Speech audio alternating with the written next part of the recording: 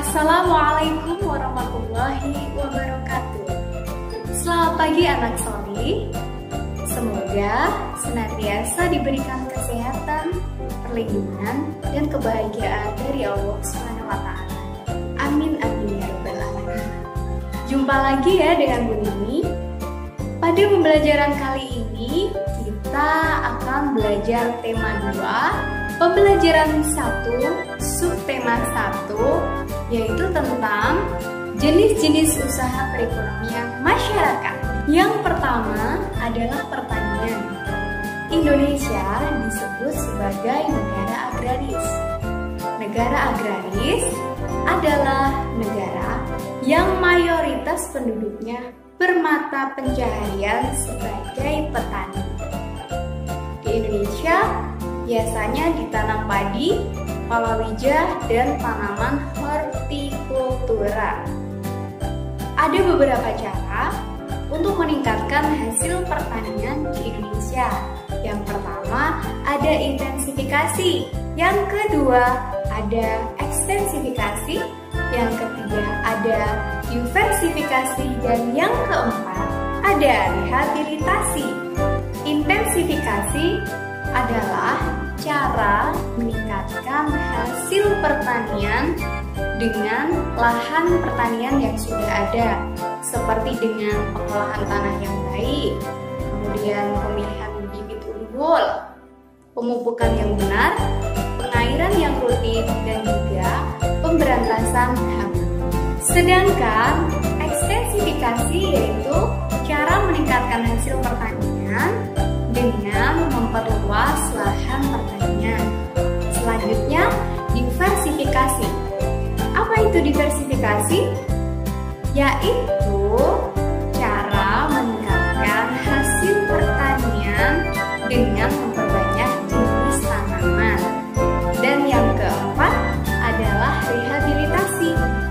Rehabilitasi adalah cara mengoptimalkan atau meningkatkan hasil pertanian dengan memperbarui cara-cara. Jika cara lama tidak produktif, maka diperbarui dengan cara yang lebih produktif lagi. Selanjutnya ada peternakan.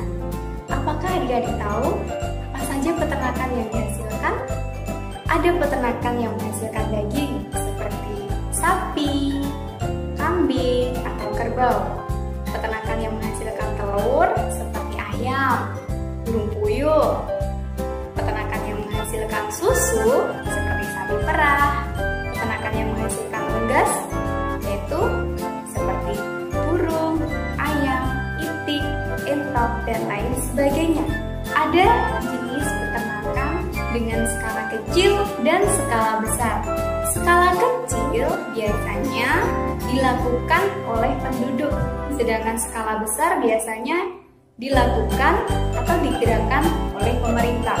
Usaha peternakan yang dilakukan oleh pemerintah salah satunya dengan cara memberikan pakan ternak yang baik, kemudian penyuluhan kepada para peternak, dan tidak lupa dengan menyediakan bibit yang unggul untuk peternakan. Baiklah, selanjutnya adalah perikanan.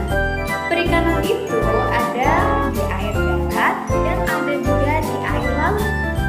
Air darat seperti di sungai, empang, kolam, waduk atau bendungan, dan lain sebagainya. Apa saja ikan yang biasa dibudidayakan?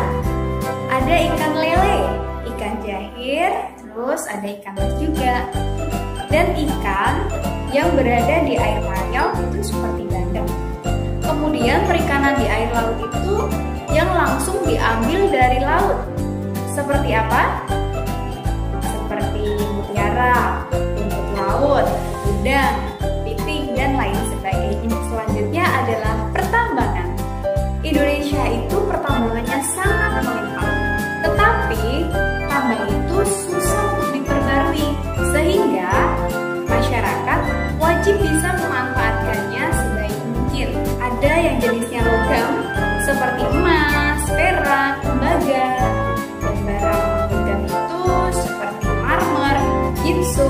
Dan yang terakhir, barang tambang energi seperti minyak bumi, gas tanah, dan batu bara.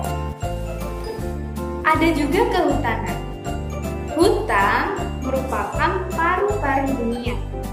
Di dalam hutan biasanya hidup flora dan fauna. Perekonomian yang bisa diambil dari kehutanan yaitu seperti kayu jati, damar, rotan, dan meranti. Dari yang tadi sudah disebutkan, ada juga perdagangan.